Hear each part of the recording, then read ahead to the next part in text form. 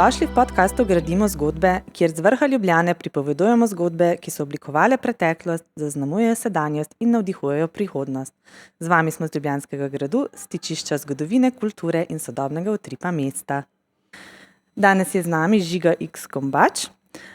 On je med tistimi avtorji, ki znajo zgodovino, legende in kulturno dediščino, pogosto zamišljeno kot strogo zgodovinske ali šolske teme, preoblikovati v zgodbe, ki so dostopne, zabavne in privlačne predvsem mladim in otrokom. Je to res? Ja, kar sestavlja se je to z leti in s časoma, tudi zaradi Ljubljanskega gradu, so bili taki prvi koraki v svet to vrstne literature pri meni.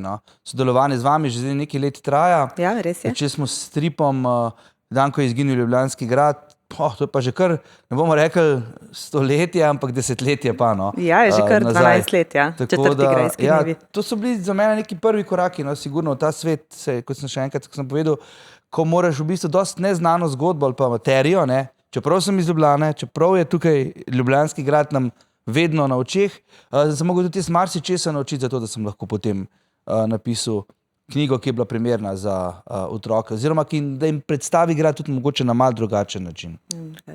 Okay, pred nami so torej 15. grajski dnevi. Govorila sva, da si v okviru 4. grajskih dni, se pravi leta 2014, 12 let nazaj, predstavil ta svoj strip. Kako si takrat spoznal grad? Oziroma, a si ga poznal drugače, kot ga poznaš recimo danes? Ja, seveda, mislim, zelo drugače. Predvsem ga nisem poznal toliko zelo dobro, kot ga poznam danes. Najprej in predvsem zaradi Marka Brunskolleta, ki mi je odprl popolnoma drugačen pogled na Ljubljano in Ljubljanski grad, oziroma na Ljubljanski grad in Ljubljano. Bilo je tako, da smo imeli tukaj v enem izmed vaših dvoran neko predstavitev za Ljubljanski vrtec, nek nastop je bil. In je bil Marko zraven in je videl in je rekel, da bi to lahko bilo nekaj, kar bi tudi bilo zanimivo za Ljubljanski grad. In je pristopil z idejo, če bi mi naredili strip o Ljubljanskem gradu. In kot ti se lotiš enega takega literarnega projekta, kot je strip, sicer je videti zelo preprosto, pa v resnici ni. In sem se vprašal, kot se vprašam vedno pred takim projektom, kaj jaz vem v tem primeru o Ljubljanskem gradu, in si rekel, ja, ker sem bil jaz mehen, so ga dolg časa prenavljali, gor je neka slaščičarna. Razgledni stolp. Tako, razgledni stolp je tudi, ja, pa včasih je šlo druge, gor neke take zelo drobtinice, bomo rekli. Potem pa je pristopil Marko in je v bistvu odprl vrata v en zelo, zelo zanimiv svet, ki me je navdušil, prevzel in z njim konec koncev s posamičnimi zgodbami še po vseh teh letih nastopam tudi po slovenskih šolah, kjer navdušujem otroke nad branjem. Je na primer to Ljubljanski grad ena taka zgodba, ki jo imaš stalno pred očmi, torej na primer, a je to glavni junak oziroma prostor dogajanja stalno pred očmi, ne veš pa kaj dosti o njemu. In tudi to je bil nekak štartna točka, s katero smo začeli delati zgodbo.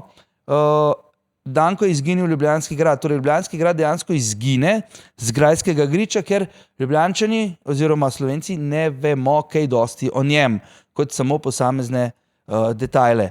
Tudi iz sebe sem se tukaj naredil, recimo temu, da malo norca, oziroma se pošalil, ali kakorkoli. In je potem, pa zgodba gre v to smer, da je treba najti, oziroma da ta dva junaka iščeta posamezne dele, ki potem sestavijo celoten mozaik in se grad potem vrne.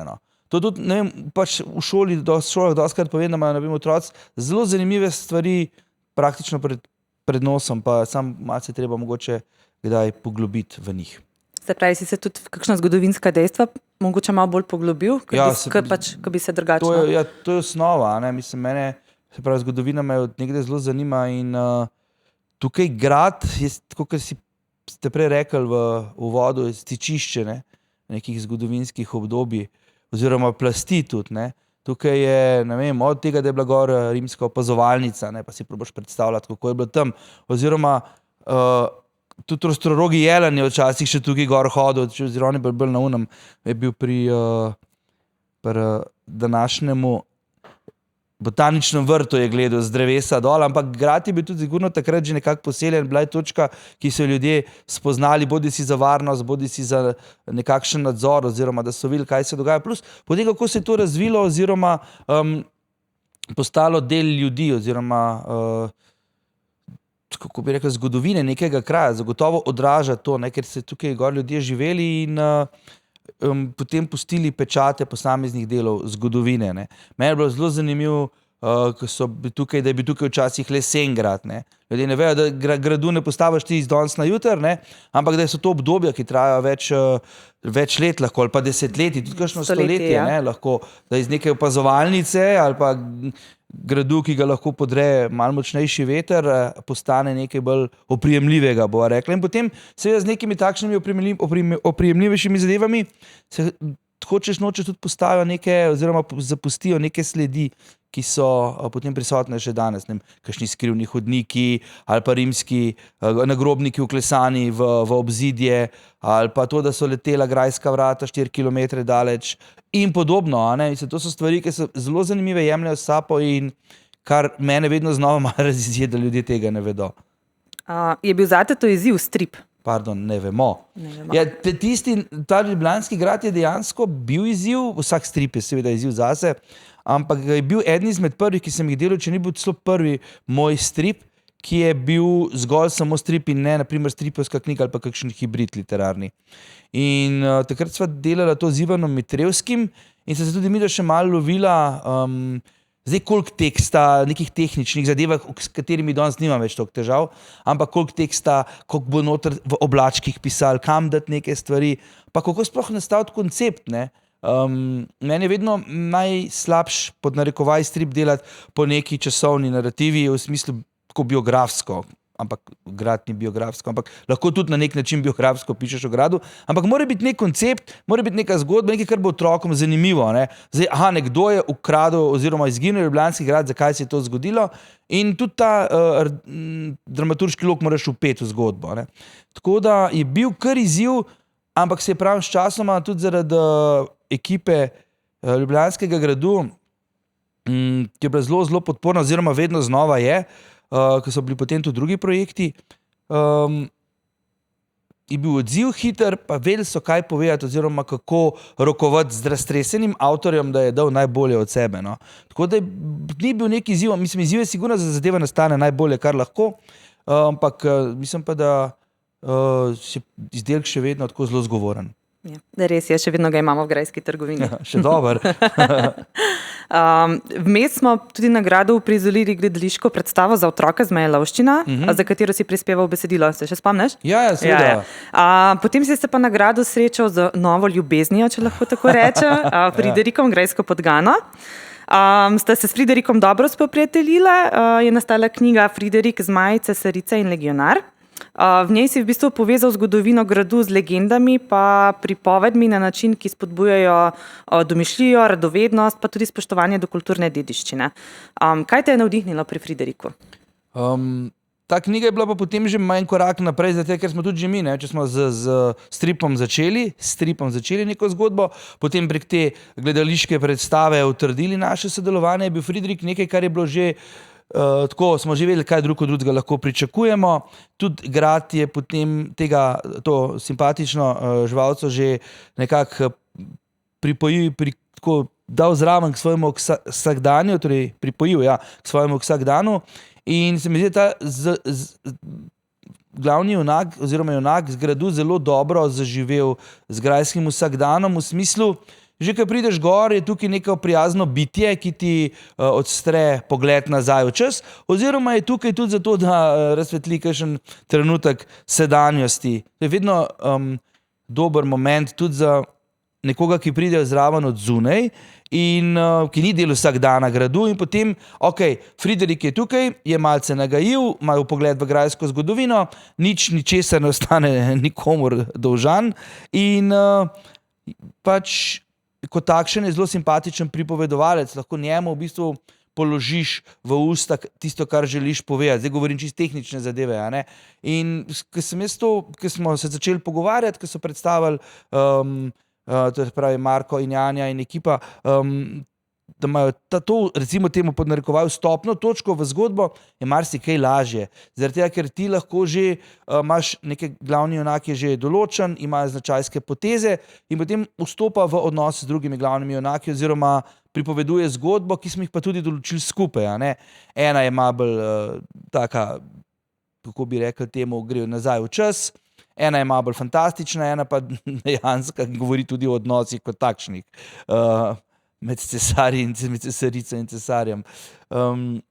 Ampak zagotovo tudi zaradi ilustracij Gorazda Vahna odstre res tako simpatičen, zabaven, ampak tudi strokoven pogled v grajsko zgodovino, ker marsikdo misli slikanica ali pa strip, da je to neresno, ali pa da ni treba toliko nekih naporov vložiti ali pa razmisleka v to. Seveda je treba, ne. Tukaj je vsaka črka, vsaka beseda, vsak stavek mora biti na mestu in je zelo, zelo premišljen. Tukaj smo, seveda spet je sledil ta proces, ki smo ga imeli pri stripu, pomenili smo se, dobro, zdaj smo že kaj v gradu vedeli, ne, ampak je Marko kljub temu priskrbil literaturo, bil je na razpolago za vsako minuto, za vprašanja ali pa oziroma ideje, če sem jih imel, da so preveč drzne ali kakorkoli. In na to sledi usklajevanje oziroma zgodba, se postavi usklajevanje in potem ilustracije, ki so pa tudi zelo, zelo zgovorne, bi jaz rekel. Oziroma enostavno tako lepe, no. Goraz res dobro naredi stvari in se mi zdi, da te zgodba zagrabi na začetku in te lepo pusti opremljenega z novimi znanji o gradu na koncu. Pa tudi lep trenutek je pa, da starši skupaj z otroki preberejo, vidijo in potem grejo pogledat mogoče na grad, kaj se dogaja. To je meni vedno bilo, ker se spomnim, ker sem so bili moji otroci majhni, a ne, mi je mogoče tega malo manjkalo. Si mogel iskati ali si mogel se malo sam znajti, pa sam kakšno zgodbo si izmisliti. Tukaj je pa že nekdo, ki reče, če bomo Friderika gor srečali, ne, je lahko en lep dan preživeti na Ljubljanskem gradu, seveda. Zraven pa tudi gledaš neke točke, misliš, da so imeli tle Rimljani opazovalnico, a je bil tle tempelj, ne, za Ekvorno, kje pa je cesarica hodila, aha, tle je imela ona sobo, oziroma skratka lahko si narediš zelo zanimiv dan. Se pravi, lahko dejansko Friderikovo zgodbo povežeš z vsakdanjostjo otrok. Tako, mislim pa Friderika iščeš, a ne, pol po gradu, pa tako se zna biti zelo, zelo lušten, no.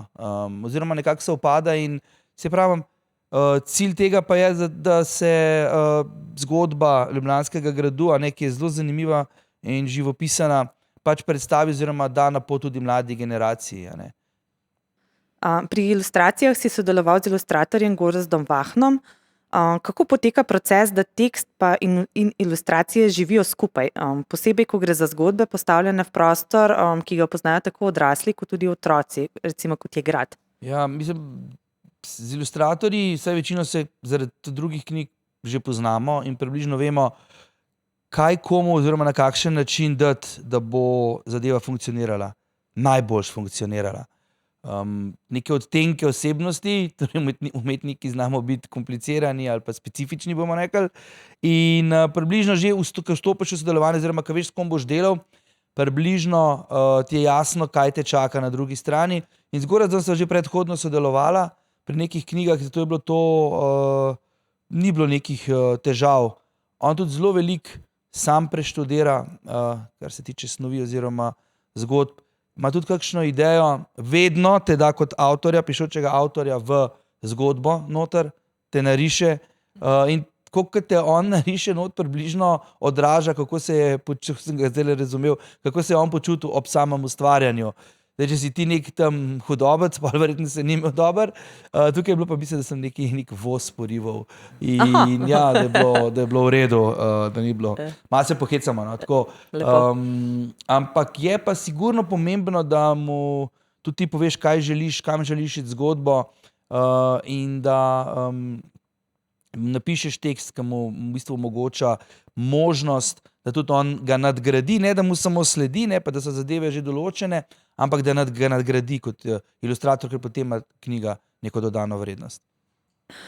Knjiga je bila prevedena tudi v 3 tuje jezike, je v bistvu tudi najbolj prodajana otroška knjiga v naši grajski trgovini. Po njej pogosto sežejo tudi tuji obiskovalci. Kaj si ti želiš, da otroci oziroma tudi odrasli širom po svetu odnesejo s seboj po branju te knjige? Ja, mi vedno, jaz sem tudi sam, ker sem z mulci, ki so še hoteli iti z mano, pa zdaj spet mogoče malo drugačni obliki, zelo rad obiščem te neke ključne, pa mogoče malo drugačne kulturne ustanove, ki prideš v nek kraj. In ko so bili oni majhni, smo vedno vzeli s sabo knjigo, takrat bila v tujem jeziku, ne, ki smo potem lahko podoživljali obisk, kako je bilo, se pogovarjali, debatirali, pa postavili to v nek drug kontekst. Ne. In zagotovo ta knjiga, že ko jo pišeš, sam si rečeš, ok, to bo brali ljudje in morajo. Dobro je, da dobijo nek vtis o kraju oziroma konkretno v Ljubljanskem gradu, takšen, kot si ga ta prostor zasluži. A ne?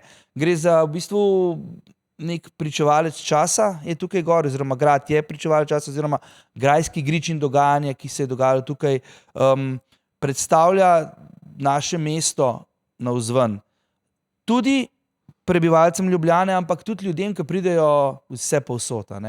Tako da, ko pišeš tekst, želiš seveda ravnati odgovorno, odgovornost je zagotovo spoštljivo tudi, in pa ne toliko pustiti svoj pečat, ker tukaj ti morda niti nisi toliko zelo pomemben kot avtor, mogoče v kakšnem poglavju ali pa, ki zasnuješ kakšnega izmed karakterjev, ampak vseeno glavno zgodbo tukaj pripoveduje grad oziroma govorimo o Ljubljanskem gradu oziroma grajskem griču, ki je, kot sem že nekajkrat povedal, res tako ena edinstvena točka v Sloveniji, pa tudi širše.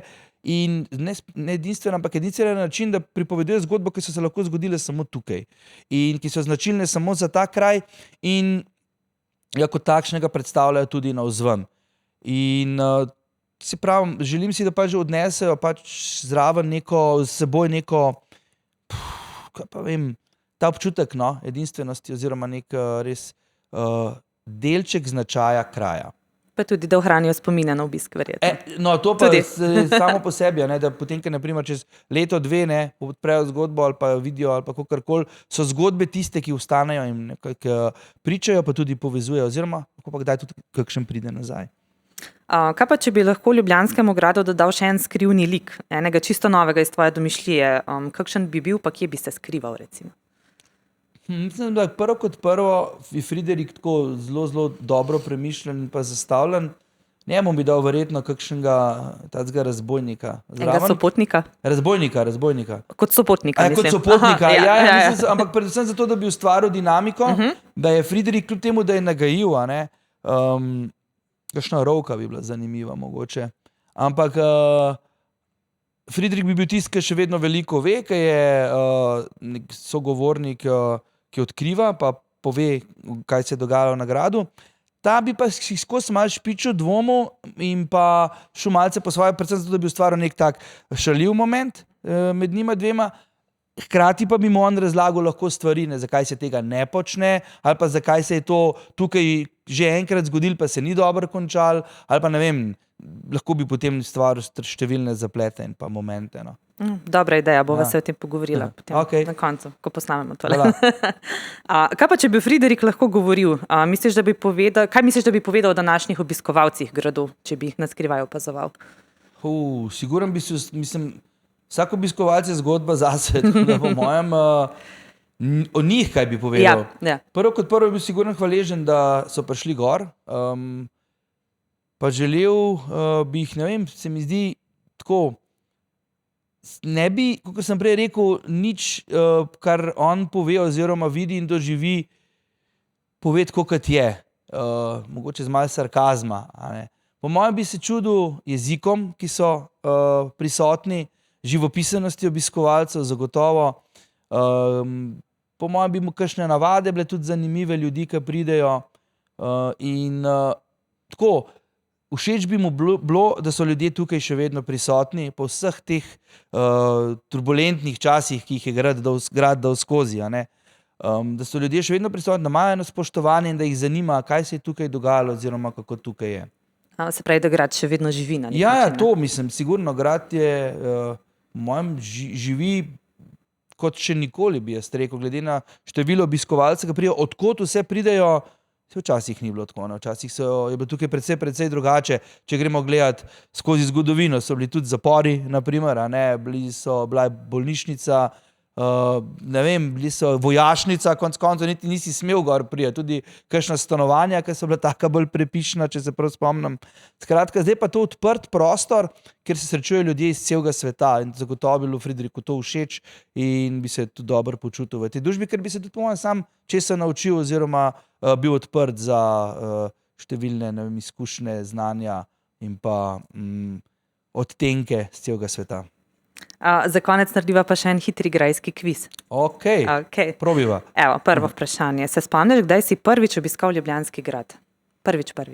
Prvič sem ga obiskal z družino in je bil vstop na grajski stolp še od zunaj si mogel iti noter.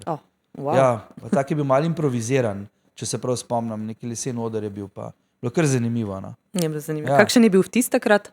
Grad je bil takrat, od nekdaj je bil gradbišče, ker sem bil jaz majhen in se ni vedela, bo to sploh kdaj zaživela. Ne? Imeli smo grad, ki je bil pa tako, malo je bila pustolovščina iti gor, no? Oziroma ni bilo vedno, da si lahko prišel, sploh ne na grajsko dvorišče, pa si se imel fajn oziroma pogledal, razgledal in pa kaj doživel. Bolj je bilo tukaj ta spomenik, ki je kmečkim oporom, tukaj se je dogajalo. Ja, okolica gradu je bila zanimiva. Pa gor prideti.